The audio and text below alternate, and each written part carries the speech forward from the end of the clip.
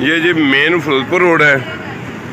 कहने को ये वज़ीर आज़म पाकिस्तान मियाँ शहबाज शरीफ साहब का हल्का इलेक्शन है, और अगर इसकी बात करें तो ये देख लें, ये फिरोजपुर रोड है और ये मेन गुजरगाह है, और ये इसके अंदर पड़ने वाला गड्ढा है जो किसी भी वक्त किसी बड़े जानी हादसे का शिकार बन सकता है। किसी बेगुनाह की जान जा सकती है इसके अंदर।